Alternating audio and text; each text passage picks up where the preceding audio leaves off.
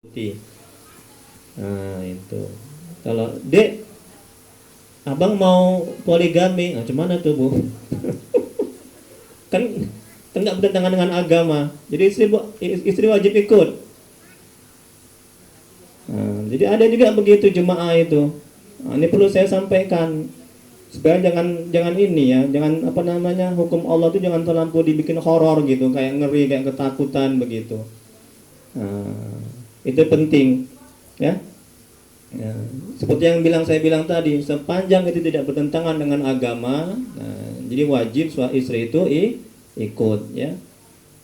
Tidak boleh dia melawan, tidak boleh dia membantah, tidak boleh dia tidak mau gitu. Kemudian berikutnya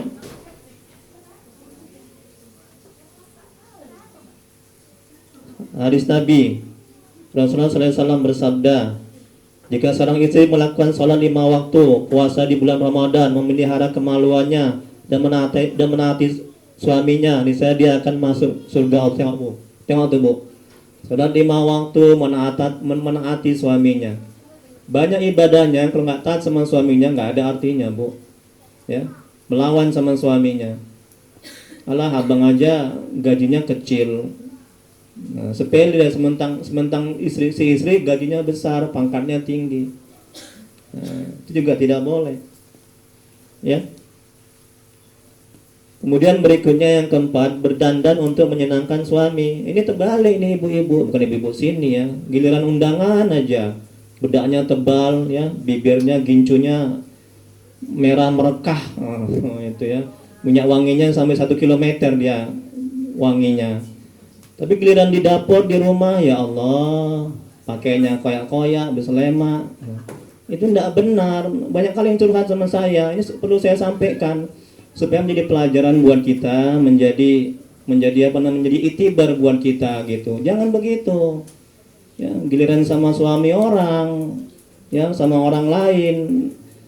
Coba, apa yang mau ditunjukkan sama suami sama orang lain? Toh dia kan juga sudah punya anak, sudah punya suami. Ya, nggak mungkin juga dia punya suami 2, haram hukumnya, ya kan?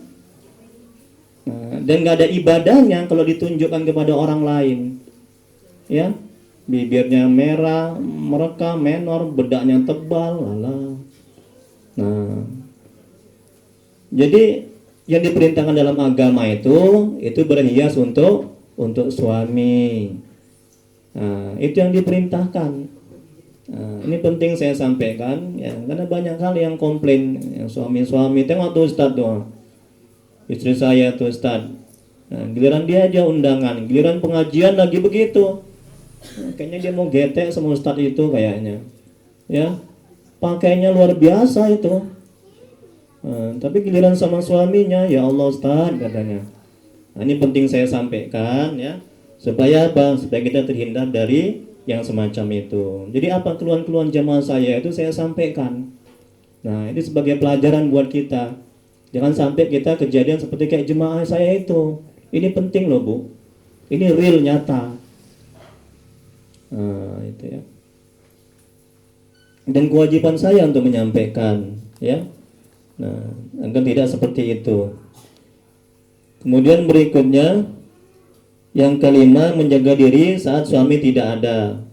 Dalilnya Quran surat An-Nisa ayat 34. Semuanya ada dalilnya, ya kan bu? Ya kan bu? Semuanya ada dalilnya kan? Ya, Al-Quran, hadis, tengok itu. Udah kuat ini. Udah gak ragu lagi untuk diamalkan, betul kan? Nah, tentang memberikan nafkah ada dalilnya, tentang berdandan ada dalilnya. Nah, tentang belajar ilmu agama, kewajiban suami ada dalilnya, ya kan tadi kan? Nah, jadi haram hukumnya kalau suami tidak memberikan ilmu agama. Jadi jangan hanya enak. Saya sering tuh bu, ya nggak sering, ada berapa kali itu diberikan ini apa namanya, diminta untuk memberikan nasihat untuk pengantin, ya. Jangan enak-enak aja lah menikah. Tanggung jawab suami itu besar loh, ya. Jangan hanya enak-enak aja lah buat anak. Tanggung jawab suami itu, tanggung jawab istri itu besar loh. Ya, jadi mestilah dulu kita harus belajar ilmu agama sebelum menikah. Masya Allah bu, ya Allah, Ngeri saya lihatnya Bu, banyak sekali sekarang perceraian Bu. Ya menikah sebulan 2 bulan udah bercerai. Kenapa bisa begitu Bu? Kenapa Bu? Halo, masih lama nih makannya nih. Bercanda. Bercanda. Alhamdulillah tadi saya datang awal, lebih awal tadi. Ya. Jadi masih lagi fit. Nah, walaupun agak jauh terasa ringan, terasa enak. Saya suka sama jemaah ini, sama guru-guru di sini. Ya. Ada rasa cinta, rasa sayang. Pokoknya jauh terasa dekat. Nah, karena apa? Hati itu rasa senang, cinta, sayang. Nah, kita ini keluarga semuanya, kita ini saudara. Jadi nggak terasa jauh. Jadi, kenapa Bu? Kenapa? Tolong jawab. Nah, kalau nggak bisa ya nggak apa-apa. Ya. Kenapa banyak perceraian? Itu jemaah-jemaah saya itu yang curhat itu, yang bertanya. Kenapa? Karena ego masing-masing, betul, pintar kali. Nah, karena saya senang, guru-guru sini pintar-pintar semuanya. Karena ego masing-masing. Tapi yang terutama Bu, ini tolong pahami Bu, karena nggak belajar ilmu agama. Menikah hanya sekedar menikah aja, udah. Ilmu agama itu nomor 3, nomor 4, bahkan nomor 20. Nggak bisa, ya. Cenderung pakai kekerasan kalau ada masalah, betul kan? Cenderung pakai emosi, betul kan Bu? Udahlah suaminya nggak ngerti ilmu agama, istrinya juga nggak ngerti ilmu agama. La ilaha illallah, ya kiamat. Dan nggak ada mau tergerak hati suaminya untuk membawa istrinya untuk pengajian. Ini penting saya sampaikan. Tugas saya menyampaikan. Nah, saya nggak ingin kejadian seperti kayak jemaah saya. Saya nggak boleh sebutkan namanya. Itu aib, haram hukumnya.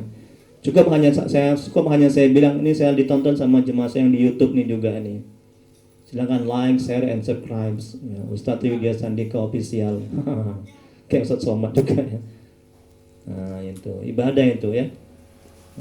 Jadi saya juga mempromosikan, inilah perguruan An-Najwa, guru-gurunya pada ngaji loh. Ini tahu nih kan direkam ini. Ayo masuk ke perguruan An-Najwa. Silakan. Ya, bagus di sini, pelajarannya bagus, gurunya bagus, baik-baik, jadi cantik. Ada yang belum menikah juga, kalau mendaftar, oh enggak gitu ya. Bercanda Bu. Jadi juga saya promosikan juga ini. Perguruan yang kemana-mana juga. Kalau saya ceramah di masjid di mana-mana, Pak Bu, saya juga mengisi ya arisan guruan An-Najwa. Itu. Ya. Ya, silakan masuk ke sana, bawa anaknya ke sana belajar. Ya. Jadi sekolahnya bagus, sekolahnya bonafide, ini kan terekam ini. Itu banyak kalian.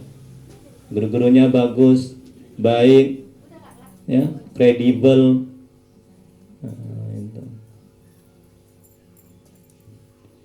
Oke, itu tadi ya Bu ya, penyebab faktor yang pertama itu adalah perceraian adalah apa Bu?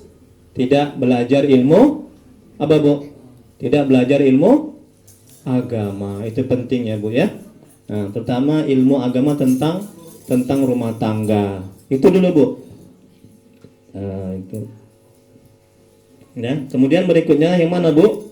Nomor Bu? 5 yang terakhir. Menjaga diri saat suami tidak ada. Ya, ini dalilnya Quran surah An-Nisa ayat 34. Tengok nih Bu. Ini kata Allah, bukan kata Ustadz. Wanita yang saleh ialah wanita yang taat kepada Allah, lagi memelihara diri ketika suami tidak ada. Oleh karena Allah telah memelihara mereka. Nah, jadi kalau suami nggak ada, jangan dimasukkan orang lain ke rumah. Kalau suami tidak ada, jangan lincah kali, ya. Kalau suami tidak ada, tetap juga kalau keluar rumah tutup aurat, pakai jilbab, jangan menggosip, jangan menggibah. Itulah menjaga diri saat suami tidak ada. Kemudian berikutnya Imam Ghazali, semoga Allah merahmati dan meridhoinya. Ini yang terakhir, adab istri terhadap suami. Tengok nih Bu, adab istri terhadap suami, karena besar kali hak suami itu. Sampainya ada adabnya, kata Imam Ghazali. Ini harus tahu ini. Ini jarang nih disampaikan sama ustadz-ustadz ini. Semoga kita bisa mengamalkan ya Bu ya. Coba perhatikan Bu. Nah, yang pertama selalu merasa malu kepada suami. Ini adab ya. Kalau suami istri sudah tidak punya merasa malu kepada suami, alah kiamat lah ya. Menganggap suami itu rendah, hina, nggak dihormati, nggak ada. Mentang-mentang si istri yang cari uang misalnya, ya, mentang-mentang istri yang punya usaha, Allah murka, Allah melaknat istri yang seperti itu. Nih kata Al-Imam, jadi harus selalu merasa malu. Ya, jaga tuh adab etika, watak tingkah laku di depan suami. Jangan sembarangan. Dimuliakan suami itu. Udah? Terus yang kedua, kata Al-Imam, tidak banyak mendebat. Nah, tengok nih Bu, nggak boleh kita mendebat suami. Kalaupun juga mendebat dengan lemah lembut suara. Ini banyak kali nih kejadian sama jemaah saya juga seperti itu, curhat, tanya. Ya, suaminya ngomong satu kata, istrinya udah 10 kata. Bayangkan itu Bu. Nggak boleh seperti itu. Ya. Ini tidak banyak mendebat ini.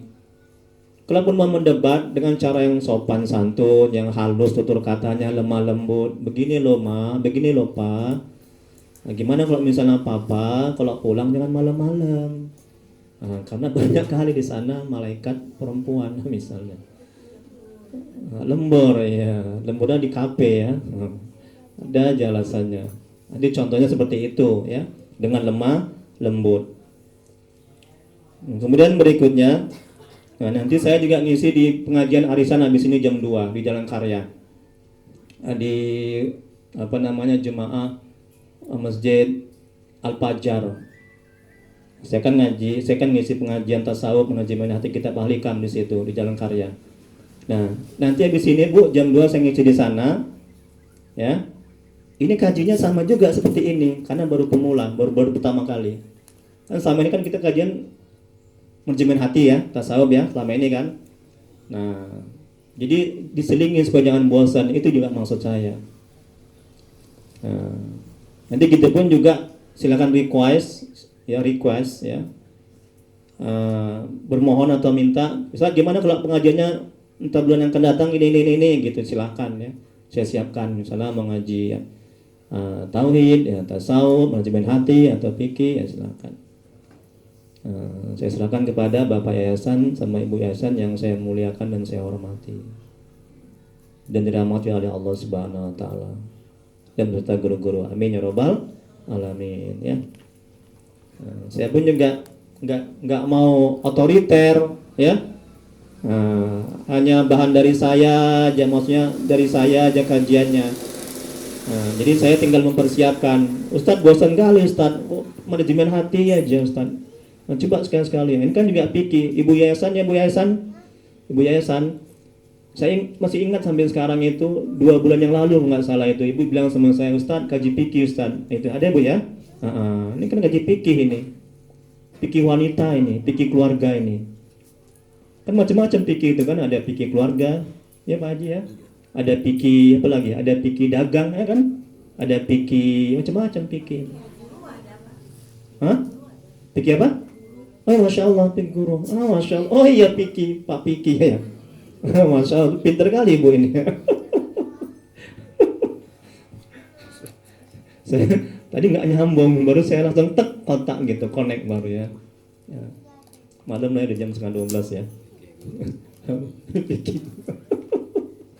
Pinter ya Ibu ini.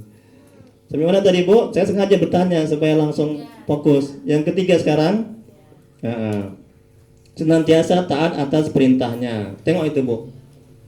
Misalnya Ibu lagi masak di dapur, suami pengen, langsung dimatikan kompor tuh Bu. Jangan kompornya dihidupi aja, terbakar nanti. Ma, ayo Ma, gitu. Ngapain Pak? Jangan pula-pula Ibu nggak tahu. Kalau dia bilang ayo Ma, itu berarti dalam tanda kutip itu Bu. Ya, ayo Ma dulu. Sebentar Ma. Udah, matikan kompor langsung. Jadi nggak boleh itu tadi ini kata imam ini. Ya, nomor 3, senantiasa taat atas perintahnya. Sekalipun juga ibu lagi kerja, lagi keadaan apapun. Tapi jangan pula lagi angkot ya, ibu turun. Astagfirullahaladzim. Maaf ya bu yang bercanda ya. Ustaz ini ketahuan kali canda ini. Maaf ya bu ya, bercanda. Enggak, artinya dalam keadaan apapun suami minta mesti dituruti. Ya, mesti ya. Karena juga ibadah tuh kan, namanya jima dalam kajian fikih. Jima kan beribadah, yang dapat pahala kita itu.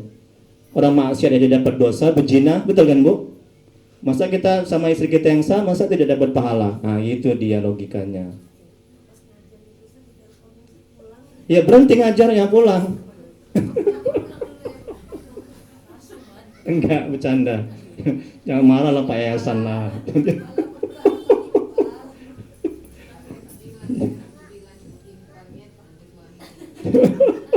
Gimana Bu Yayasan? Harus jelas di situ. Infalnya dipanggil suami ya, berarti udah tahu lah kan. Oh, pintar ya. Infalnya dipanggil suami ya. Udah tahu lah itu ya. Emang suami gitu Bu, ya. Dia tiba-tiba gitu.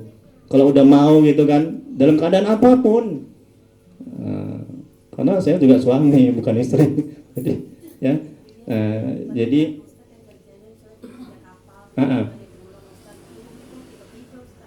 oh gitu ya. Pengalaman kayaknya ibu ini ya. Oh gitu ya. Pintar kali.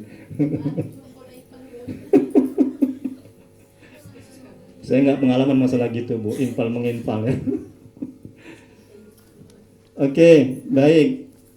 Kita lanjuti. Kita dia senantiasa taat atas perintah. Yang keempat, diam ketika suami sedang bicara. Ini kebanyakan juga ini.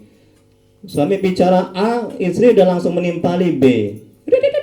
Oh, lebih cepat lagi istrinya. Enggak boleh begitu, kurang beradab. Ketika suami bicara, diam, dengarkan apa kata suami. Nah itu, jadi nggak boleh menimpali. Dan baru bicara kalau disuruh suami bicara. Nah itu adab bu. Selama ini kan enggak kan. Suaminya belum minta dia bicara, dia langsung bicara. Paling banyak dia bicara yang ketimbang suami. Ya kan? Ini sering kejadian. Makanya terjadi pertengkaran, ya. Terjadi nauzubillah perpisahan. Kemudian berikutnya menjaga kehormatan suami ketika ia sedang pergi. Nah, ini tadi juga udah. Yang keenam, tidak berkhianat dalam menjaga harta suami. Terus yang ketujuh, menjaga badan tetap berbau harum. Istri, tengok kan? Seperti yang saya bilang tadi, giliran dia pergi undangan, ya harumnya 1 kilometer. Nah, giliran di rumah, bau cabai, bau belacan, la ilaha illallah. Teganya. Macam mana suami mau betah di rumah? Betul kan bu? Macam mana suami nggak cari ke wanita lain? Ini juga penyebab dari perselingkuhan, betul kan? Dia melihat yang di luar itu lebih harum, lebih bagus pakainya, dandannya lebih bagus. Nah, jadi ibu juga nggak boleh menyalahkan suami. Ya Pak Yayasan ya? Oh, iya kata Pak Yayasan. Kalau duitnya hanya untuk beli cabai aja bisa, beli minyak wangi nggak bisa. Ya kan? Beli cabai bisa, beli minyak wangi nggak bisa. Karena kurangnya dana tadi lah. Masya Allah. Mau cantik itu kan perlu modal. Betul ya. Ya kan? Ini kayaknya curhat nih ya bu ya. Enggak. Ada mama dede. Betul. Masya Allah. Ya betul.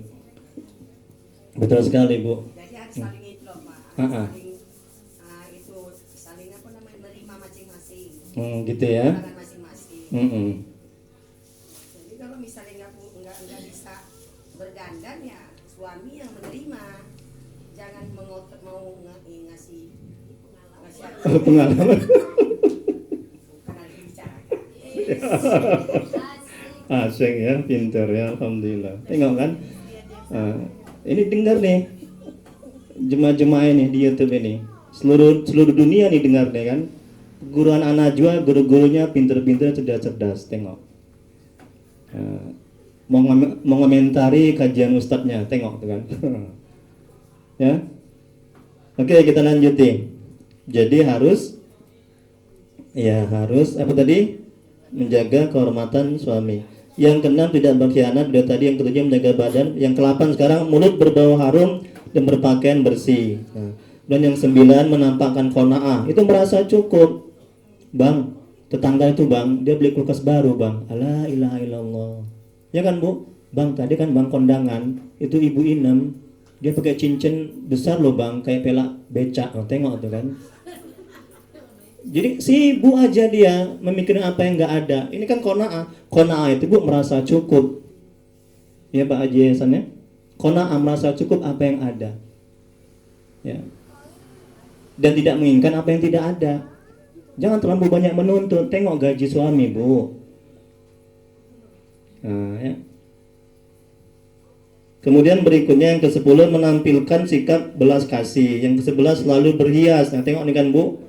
Ini perintah dari Imam Ghazali. Yang ke-12 memuliakan kerabat dan keluarga suami. Yang ke-13 melihat kenyataan suami dengan keutamaan apapun keadaan suami, seorang istri hendaknya dapat menerimanya sebagai kenyataan. Tengok itu. Nah, kalau udah menikah, bang, abang dulu sebelum menikah ganteng lah bang. Setelah menikah kok makin jelek ya bang ya? Enggak boleh begitu ya. Kita dia menerima keadaan suaminya sebagai kenyataan ya. Yang ke-14 menerima hasil kerja suami dengan rasa syukur. Tengok kan, gaji kecil suaminya diterima, syukuri ya. Ya. Yang ke-15 menampakkan rasa cinta kasih kepada suami kala berada di dekatnya. Yang ke-16 yang terakhir menampakkan rasa gembira dikala melihat suami ya. Wallahu alam. Hanya Allah yang Maha tahu. Ada berapa menit lagi? Ya. Sudah mau jam 12 ini. Ada pertanyaan kira-kira yang diskusikan? Banyak nih ya kalau masalah fikih ini ya, rumah tangga ya. Nah.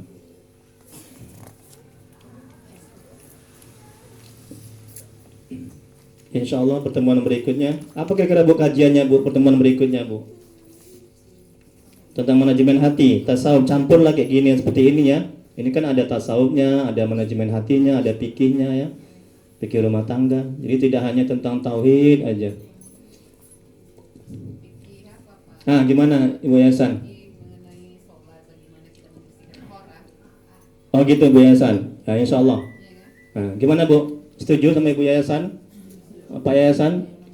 Ya, alhamdulillah. Lupa ya Bu ya? Iya. Iya.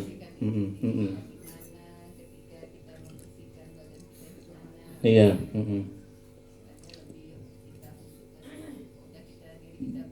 Ya, alhamdulillah, tabarakallah, pintar Ibu Yayasan. Terima kasih Bu, semoga Allah membalas kebaikan Ibu. Jadi pertemuan berikutnya tentang sholat ya, bab sholat ya. Tapi diseling-seling ya Bu ya. Nanti setelah bab sholat nanti kajian manajemen hati atau tasawuf gitu ya. Supaya jangan bosan juga ya.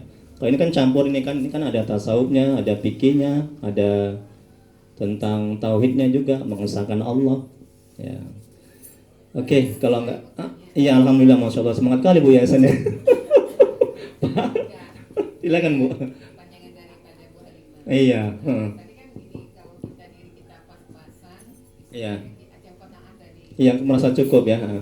Betul, pinter. Gajinya ya, kantongnya ya, pinter.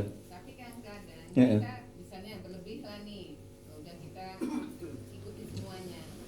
Maksudnya berlebih gaji suami. Nah, istilahnya mencukupi daripada gaji suaminya. Pinter. Istrinya sudah berlaku bagus, Ya. kan? Kemudian berpakaian bagus, Mm. kemudian di rumah, kemudian membersihkan, mandiri, kemudian melayani suami dengan baik. Pinter. Ada juga yang suaminya melirik orang lain. Masya Allah. Bagaimana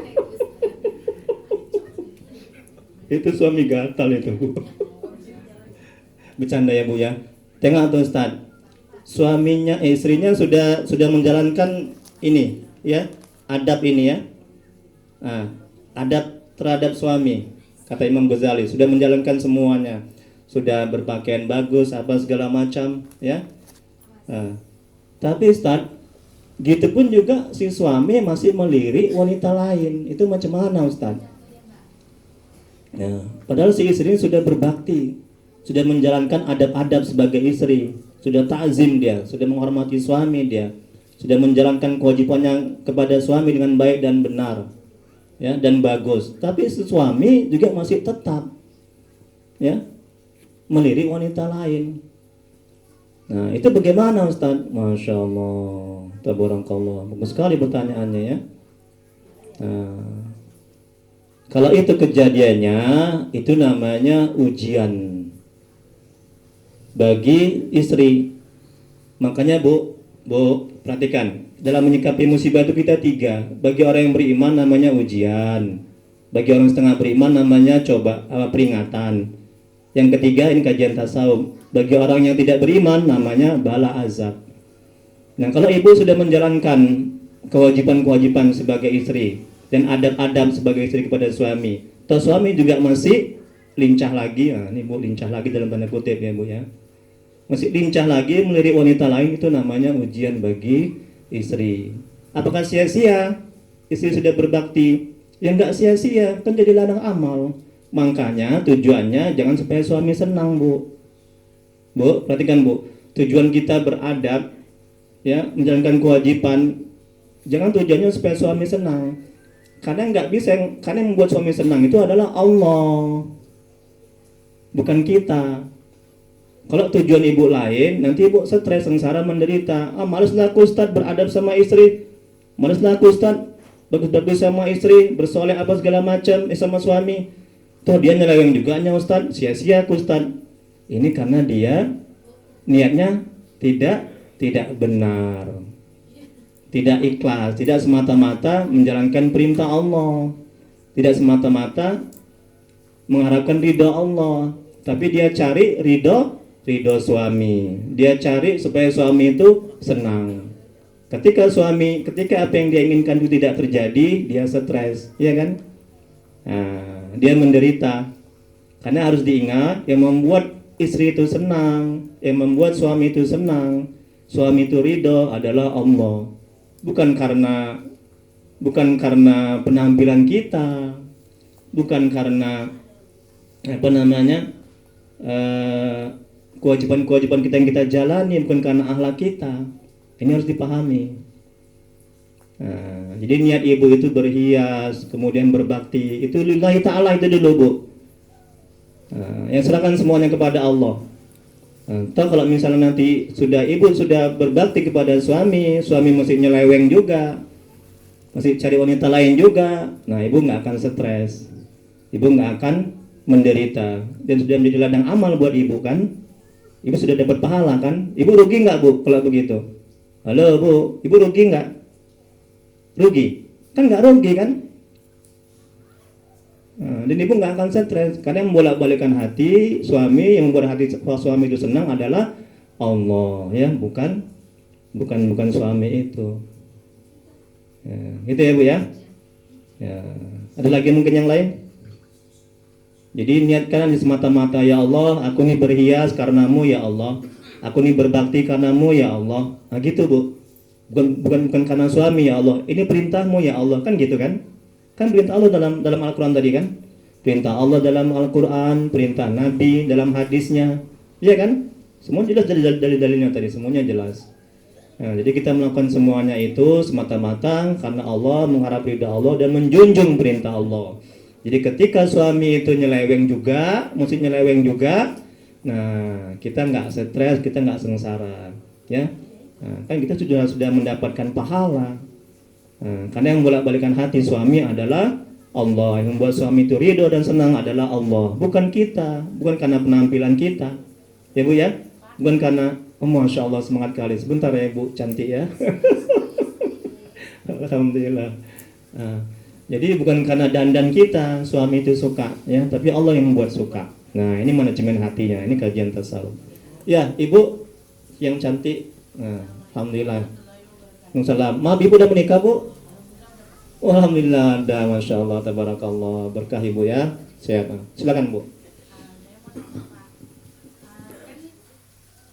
Kadang kan ada perempuan yang mau dilamar sama laki-laki, Mm-mm. tapi mamanya ini bilang Mm-mm. harus mahalnya 50 juta. La ilaha illallah, Masya Allah, ya Allah.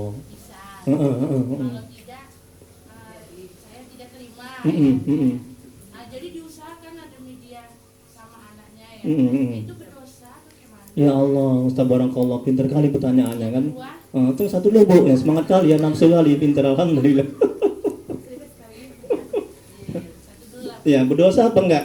Tadi nomor berapa tadi Bu? Ayo sama-sama yuk dalilnya. Nomor 1. Saya bacakan Bu, tolong Bu. Sebaik-baiknya mahar yaitu seringan-ringannya. Yang mana ini? Kewajiban. Nah, coba tolong Bu, biar sama-sama dengar.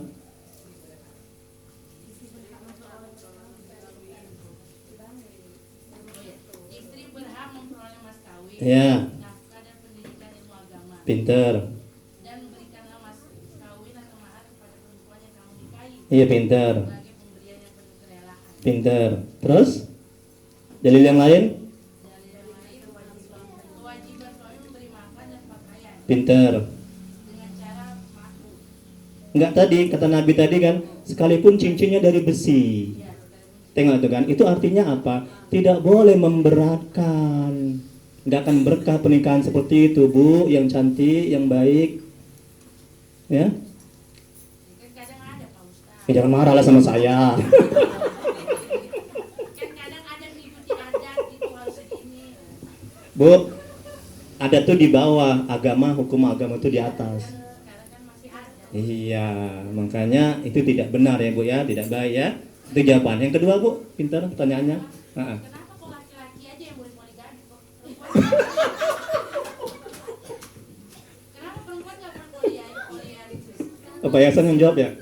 Memang dalam pasal 3 ayat Iya. 4 tadi itu saya tengok, memang perempuan enggak. Iya. Kenapa kok nggak boleh gitu? Tapi artis-artis ada yang boleh, ada yang apa? Itu gimana hukumnya? Iya. Bu Yuni kalau poligami sanggup nggak?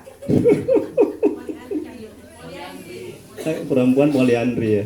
Laki-laki poligami. Kan kadang laki-laki hebat boleh poligami. Perempuan kenapa nggak boleh? Nah, kalau seandainya bisa, sanggup nggak? Iya pakai boleh. Dari istri pertama. Iya harus 3 persyaratan. Ngerti kali Bu ya. Oke. Ya, jadi boleh nggak istri poliandri? Pak? Bapak yang baik hati? Kan sudah ada petunjuk dari Allah dalam Al-Quran. Nikahilah wanita itu 2, 3, 4. Ada tapinya kata Allah. Kalau engkau tidak bisa berlaku adil maka 1. Nah, itu supaya adil istri mesti ridho apa yang dibuat suami.